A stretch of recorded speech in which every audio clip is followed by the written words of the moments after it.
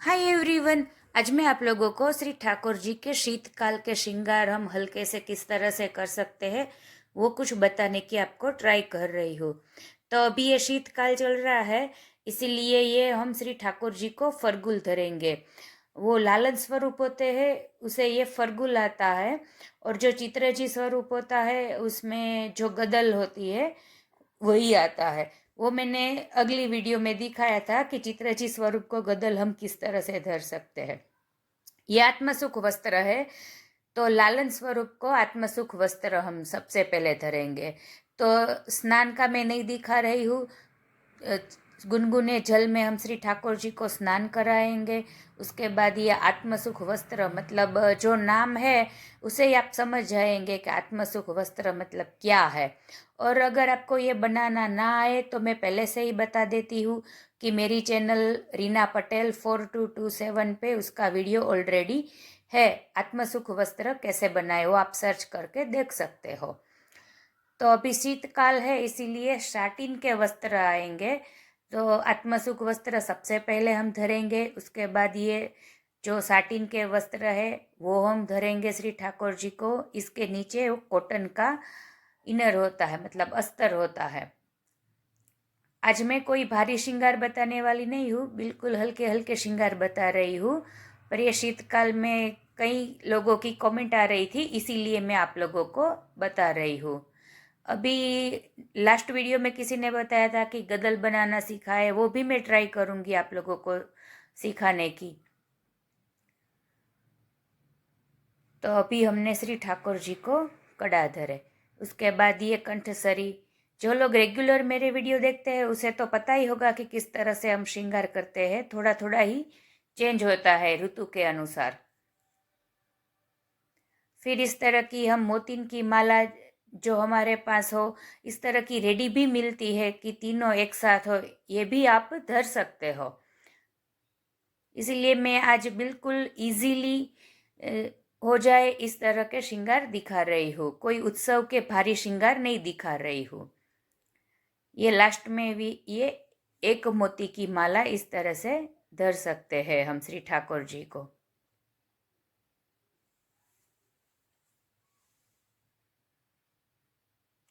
ये लगाव है, लगाव की हेल्प के बिना तो हम कोई श्रृंगार कर ही नहीं सकते हैं। तो फिर भी मैं बता देती हूँ कि ये लगाव है वो श्री यमुना जी के भाव से है। फिर भी कई लोग पूछते हैं कि इतना सारा लगाव ठाकुर जी को कैसे पसंद होगा, इसीलिए मैं बता रही हूँ कि ये श्री यमुना जी के भाव से है। तो आप बिल्कुल ऐसा मत सोचिए कि लगाव इतना सारा हमने लगा दिया। और ये जो पाग है वो जरी वाली है, तो इसे चीरा भी बोलते हैं और यह जरी वाली पाग भी बोल सकते हैं। ये शीश फूल है और पाग के ऊपर हम सिर पेच लगाते हैं, तो वही हम उसके बाद लगाएंगे। ये लूम है, मोती की लूम है।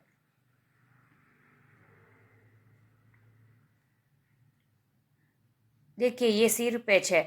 आप चाहे तो पहले ही पाग के साथ ये सिर पेच अटैच करने के बाद ही धर सकते हैं। और ये बड़ा सा सिर पेच था तो अच्छा नहीं लग रहा था, इसीलिए मैंने निकाल दिया।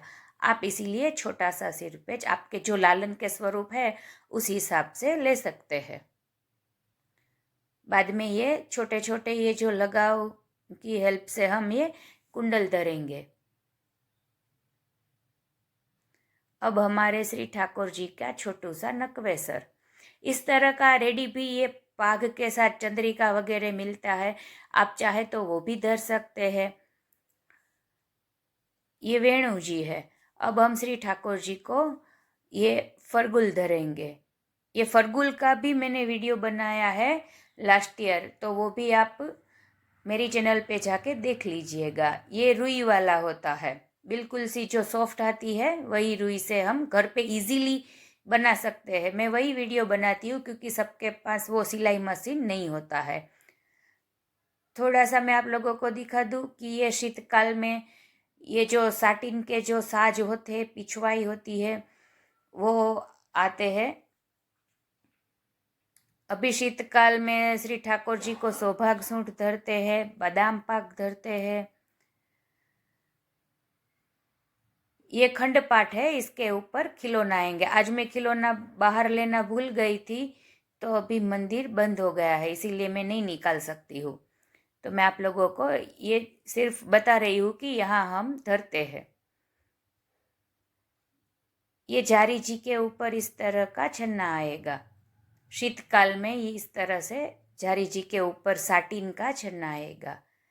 अब हम श्री ठाकुर जी को पधराएंगे।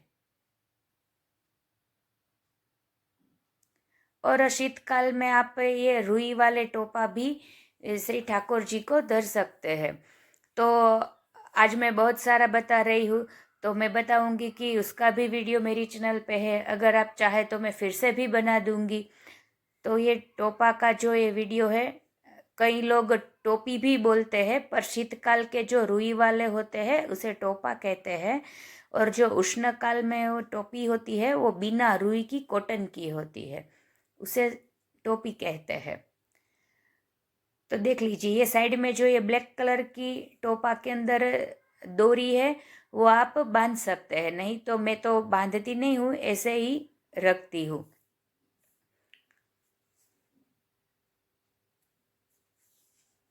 देख लीजिए, मैं आप लोगों को एक बार दिखा दूँ कि मैं किस तरह से धरती हूँ। इसके ये जो टोपा है ना, उसके ऊपर भी मतलब मोती की एक लड़ आती है।